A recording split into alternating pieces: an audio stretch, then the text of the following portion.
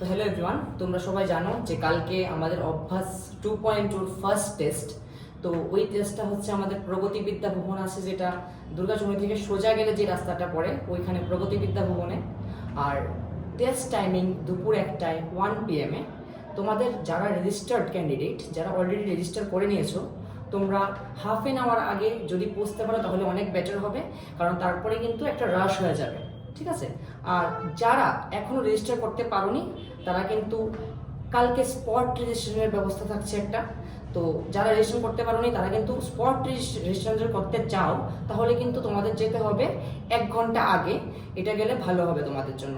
আর যারা যারা এখনো চিন্তা করছো যে কিভাবে তোমরা এডমিট কার্ড পাওনি, রোল নাম্বার কত, তো এটা নিয়ে চিন্তা করতে হবে না, আমাদের কাছে সব ডেটাই আছে।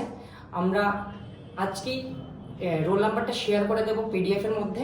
আর যদি ওই লিস্টে কারো নাম না থাকে তাহলেও কোনো প্রবলেম নেই, আমরা কালকে অন স্পট রোল নাম্বার দিয়ে দেবো। So best of luck for the exam.